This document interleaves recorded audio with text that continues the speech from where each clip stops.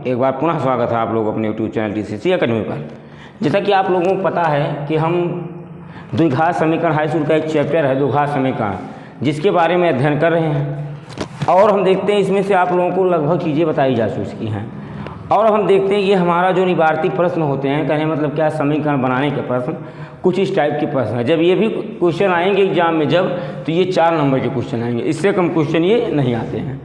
तो हम लोग देखते हैं क्वेश्चन नंबर फर्स्ट क्या लिखा गया। देखिए, ये जरूरी नहीं कि मैं अगर क्वेश्चन को बता रहा हूँ तो मैं जो क्वेश्चन बता रहा हूँ आप लोग वही क्वेश्चन करें। हमेशा इस प्रकार से आप लोग पढ़िए कि अगर इस टाइप के आपको कभी भी समीकरण मिल जाए तो आप लोग उस समीकरण को सॉल्व कर लें।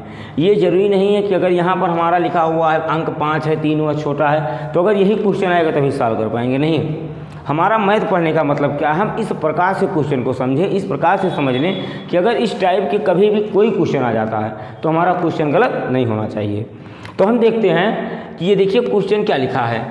3 वर्ष पूर्व रहमान की आयु वर्षों में का व्युत्क्रम और अब से 5 वर्ष पश्चात आयु के व्युत्क्रम का योग 1/3 है। अब जरा ध्यान से देखिए, एक व्यक्ति है रहमान, क्या नाम है, रहमान। माना रहमान की आयु बराबर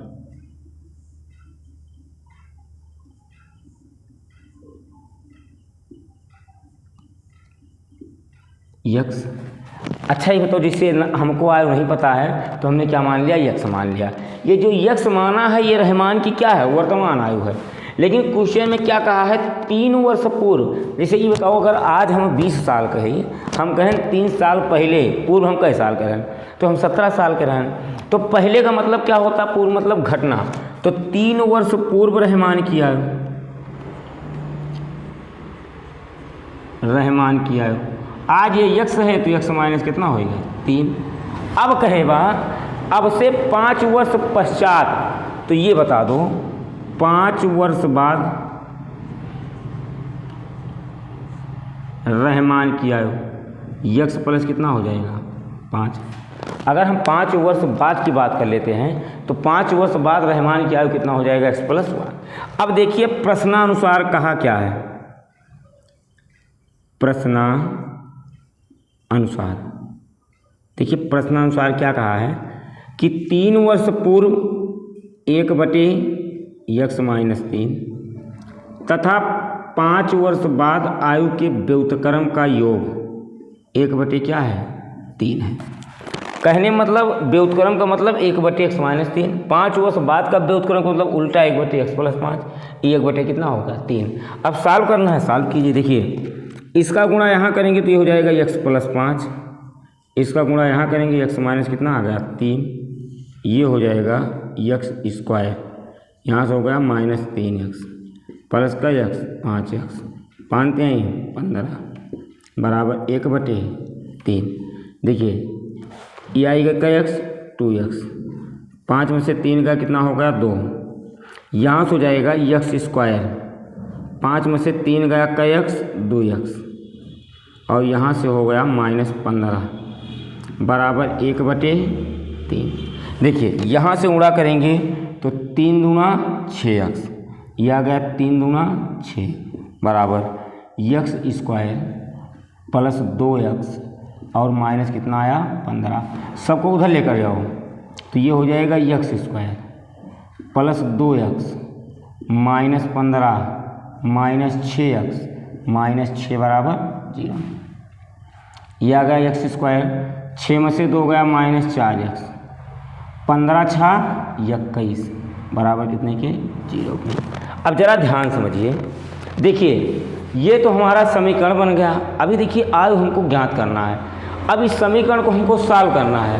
जरा आप बताइए, हम 4 दिया गया है, 21 को 2 ऐसे भागों में तोड़ना है कि जोड़ने घटाने पर 4 आ जाए, गुणा करने पर 21।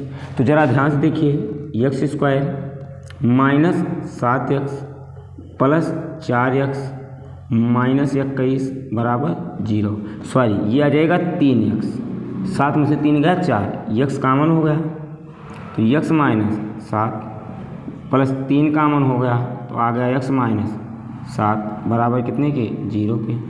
x - 7 तो ये आ गया x - 7 यहाँ से होगा x प्लस 3 बराबर 0 के, x माइनस 7 बराबर 0, तो x बराबर 7 के, x प्लस 3 बराबर 0, तो x बराबर माइनस 3 के। जरा ये बताइए x का मान कितना आया 7, तो कहने मतलब रहमान की जो वर्तमान आयु कितना है 7। अब कुछ ने दिमाग में गुजी तीनों आए बा, ये बताओ क्या किसी की आयु माइनस में हो सकती है? जैसे अगर आज हम पैदा हुए तो हम एक दिन के हो गए, माइनस में किसी की आयु नहीं हो सकती है, इसलिए माइनस वाला मान नहीं लिया जाएगा।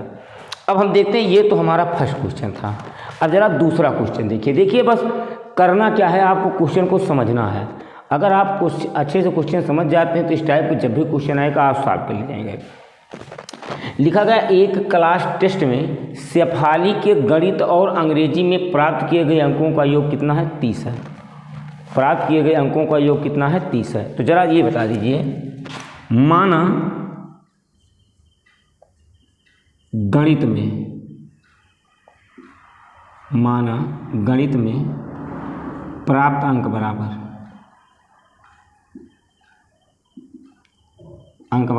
x, तो अंग्रेजी में प्राप्त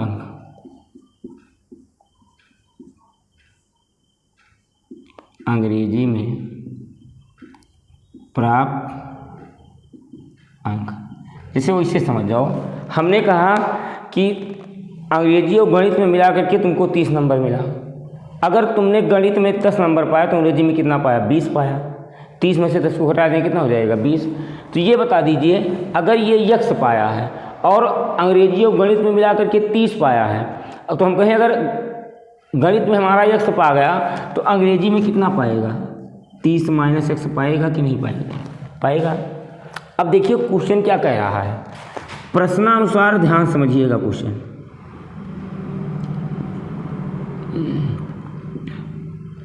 देखिए क्या कहा है, एक क्लास टेस्ट में शेफाली के गणित और अंग्रेजी में प्राप्त किए गए अंकों का योग 30। यदि उसको गणित में 2 अंक अधिक मिलता, पहले x था अब गणित में 2 अंक अधिक मिलता, और अंग्रेजी में 3 अंक कम मिलते, ये 30 माइनस x है और माइनस 3 अंक कम मिलते, तो दोनों का गुणनफल कितना हो जाता 200।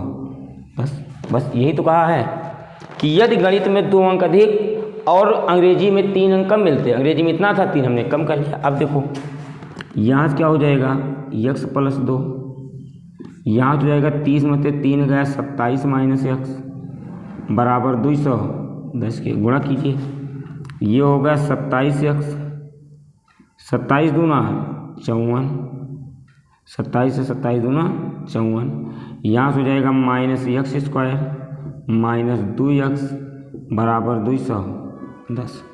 यहाँ देखिए सॉल्व करेंगे, उधर लेकर जाएंगे तो हो जाएगा x² minus 27x plus 2x, उधर गया माइनस 54 प्लस 210 बराबर 0। ये हो गया x², 27 में से 2 गया 25x। अब यहाँ देखिए 10 में से 4 गया 6, यहाँ हो गया 5, यहाँ हो गया 1, 156 बराबर 0। अब जरा ध्यान देखिए 156 को 2 ऐसे भागों में तोड़ना है कि जोड़ने घटाने पर 25 हो जाए और गुणा करने पर 156। तो हम तोड़ लेते हैं, 2 सत्ते 14, 2 अट्ठे 16, 2 तिहाई 6, 2 9 18, 3 91, 3 तिरका 9, तो 3 दूनी 6 दूनी 12, 12 और 13 कितना हो जाएगा 25। तो ज़रा ध्यान से देखिए, अगर हम यहाँ से बात कर लेते हैं तो ये x² माइनस 25x प्लस 156 बराबर 0, x² minus 13x minus 12x plus 156 बराबर 0, x कॉमन हुआ तो x माइनस 13। आगे देख लेते हैं, अगर हम देख लेते हैं 13 दूनी 26, 13 91 13 14 156 और 13 12 कितना हो गया 25। आगे देखते हैं, यहाँ से हो गया माइनस 12, तो यह आ गया x और माइनस कितना आया 13 बराबर 0, x माइनस 13 तो ये हो गया x माइनस 13 और यहाँ से हो गया x माइनस 12 बराबर 0। ज़रा देखिए कहीं गलत तो नहीं हुआ है। यहाँ से होगा 27 है, 27 दूना 54, ये होगा माइनस एक्स स्क्वायर और यहाँ से हो जाएगा माइनस 2x, उधर गया x square plus 2x minus 27x minus 54 plus 210, ये हो गया 156, एक्स स्क्वायर माइनस 25x, 27 में से 2 गया 25। चलो तो कहने मतलब ये आ गया x माइनस 13 बराबर 0, तो x बराबर 13, ये आ गया x माइनस 12 बराबर 0, तो x बराबर 12। अब ज़रा देखिए, अगर गणित में 13 नंबर पाता है तो इसमें कितना पा जाएगा 17, अगर इसमें 12 नंबर पाता है इसमें कितना पा जाएगा 18, यही हमारा क्या हो जाएगा आंसर। तो अगर हम इस प्रकार से लगाना चाहें तो क्वेश्चन को आसानी से क्या कर सकते हैं, सॉल्व कर सकते हैं। अगर आप लोगों को स्क्रीनशॉट लेना स्क्रीनशॉट ले लीजिए, उसके बाद आप लोगों को अगला क्वेश्चन करवाते हैं।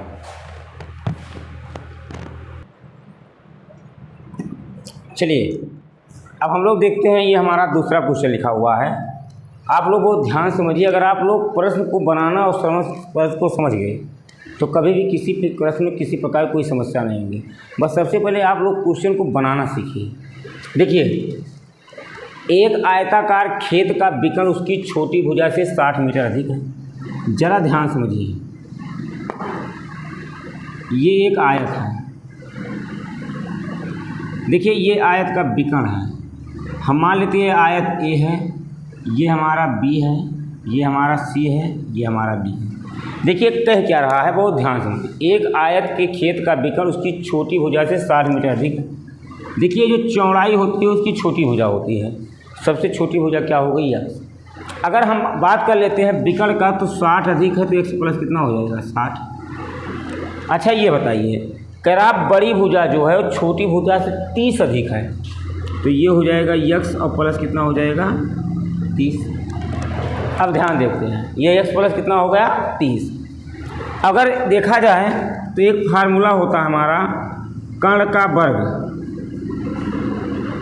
बराबर लंब का वर्ग प्लस आधार का वर्ग। अगर हम बात कर लेते हैं लंब के वर्ग की, तो ये बताइए कर्ण हमारा है कितना, x प्लस 60 का स्क्वायर। ये बताइए लंब कितना है, x स्क्वायर। आधार कितना है, तो हम देखते हैं कर्ण का स्क्वायर बराबर लंब का स्क्वायर प्लस आधार का स्क्वायर। तो ये हमारा क्या हो गया आधार, ये हमारा क्या होगा लंब, ये हो गया क्या कर्ण। अच्छा चला अगर देखिए तो ये लिखा है a प्लस बी का होल स्क्वायर, इसको हम लोग लिख सकते हैं a square plus b square plus 2ab। ज़रा ये बताइए, ये होगा x स्क्वायर, बी स्क्वायर का मतलब 60 का स्क्वायर प्लस 2 गुणे x गुणे 60 बराबर ये हो गया x square plus x square plus b square मतलब 30 स्क्वायर प्लस 2 गुणे x गुणे 30। अब ज़रा ध्यान से देखिए, ये हो गया हमारा x स्क्वायर, ये हो गया 3600 प्लस यहाँ से हो गया 6 दूनी 12 120 है बराबर ये हो गया 2x स्क्वायर 30 त्रिका 900 30 दूना 60, उधर गए 2x square plus 60x plus 900 minus x square minus 120x minus 3600 बराबर 0।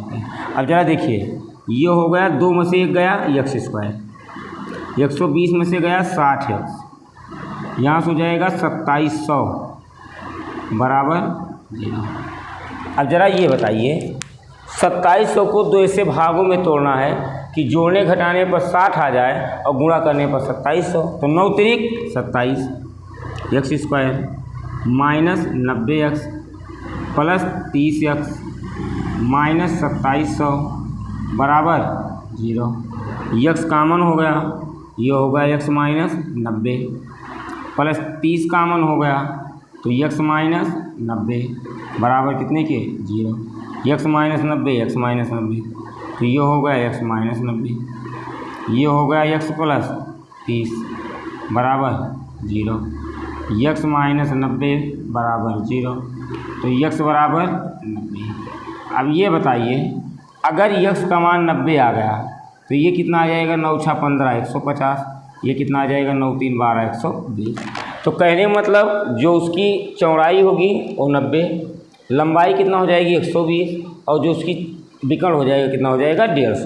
तो ये हमारा क्वेश्चन था, हमने आपको इसको सॉल्व करा दिया। अब देखते हैं, लिखा है दो संख्याओं के वर्गों का अंतर 180 है। माना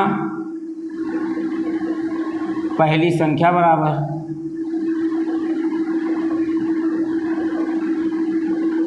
x, दूसरी संख्या बराबर y। प्रश्नानुसार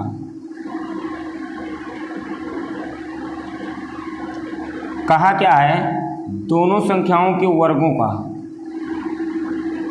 बराबर कितना दिया है 180।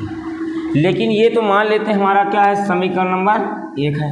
दोनों संख्याओं के वर्गों का अंतर कितना दिया है 180, इसको हमने क्या मान लिया। अब देखिए लिखा है छोटी संख्या का वर्ग। अब जरा ये बताइए, ये वाला मान धनात्मक है, अगर ये मान धनात्मक है तो पहली संख्या क्या होगी, बड़ी, दूसरी क्या होगी, छोटी। तो छोटी संख्या मान लेते हैं हमारा क्या है y²। छोटी संख्या का वर्ग दूसरी संख्या की 8 गुने की क्या है, बराबर है, तो कितना हो गया 8x। अब देखो y² का मान समीकरण 1 में रखने, समीकरण 1 लिखा है x² माइनस y² बराबर 180। ये हो गया x² माइनस 8x बराबर 180। ये हो गया x² माइनस 8x माइनस 180 बराबर 0। अब ये बताइए कि अगर हम 180 की बात कर लेते हैं तो 18 दहम 180, तो ये हो जाएगा x² minus 18x plus 10x minus 180 बराबर 0। ये बताइए यहाँ से अगर x कामन कर लेते हैं तो ये हो जाएगा x माइनस 18, अगर प्लस 10 कामन कर लेते हैं तो x माइनस 18 बराबर 0। तो ये आ गया x माइनस 18, ये हो गया x प्लस 10 बराबर 0। ये हो गया x माइनस 18 बराबर 0। तो x बराबर 18। कहने मतलब जो पहली संख्या आई हमारी, x का मान हमारा कितना आ गया 18। अब हमको y का मान निकालना है, तो हमको पता है y² बराबर 8 गुणे 18, y² बराबर 18 × 144, तो y बराबर 12। कहने मतलब जो हमारी संख्या हो जाएगी वो कितना हो जाएगी, बड़ी संख्या 18 और छोटी संख्या क्या हो जाएगी 12। तो ये हमारे जो प्रश्न होते हैं बहुत इंपॉर्टेंट प्रश्न होते हैं, जब भी एग्जाम में आएंगे, मान चलिए 4 नंबर के क्वेश्चन आएंगे, तो आप लोगों को इस प्रकार से पढ़ लेना है कि कहीं कभी कन्फ्यूजन न हो। अगर इस टाइप का क्वेश्चन आ जाता है तो जो नहीं यही अंक हो, कोई भी अंक हो आप लोग सॉल्व कर ले जाएँ। तो देखते हैं हमारा इसी पर आधारित कुछ क्वेश्चन होंगे जो आप लोगों को कल कराया जाएगा। देखिए हमारा ऑफलाइन जो बैच है गंगोली चौराहे पर बहुत ही ज़ोरदार तरीके से चल रहा है। जो भी विद्यार्थी 10 किलोमीटर 15 किलोमीटर दूरी पर हैं, अगर वो ऑफलाइन बैच हमारा लेना चाहते हैं, ऑफलाइन हमसे पढ़ना चाहते हैं, तो आप लोग आ करके कोचिंग को ज्वाइन कर सकते हैं। आपको एकदम विदाउट मैथ तैयार करा दिया जाएगा। और जहाँ तक शुल्क का सवाल है, अगर सभी लोग 250 रुपये शुल्क लेते हैं तो हमारे यहाँ केवल 200 रुपये शुल्क है। तो ये मान के चलिए 150 रुपये शुल्क है। अगर कोई बच्चा ऐसा है जो शुल्क देने लायक नहीं है, उसको फ्री और निःशुल्क शिक्षा दिया जाएगा। तो अगर आप लोग ज्वाइन करना चाहते हैं ज्वाइन कर सकते हैं। तो हम देखते हैं कि जो हमारा अगला वीडियो होगा, अगला हमारा टाइप होगा, आप लोगों को अगले वीडियो में कराते हैं। तब तक के लिए आप सभी साथियों को जय हिंद। आप लोग हंसते रहें, मुस्कुराते रहें। मिलते हैं नए जोश तथा नई ऊर्जा के साथ अगले वीडियो में। तब तक के लिए जय हिंद।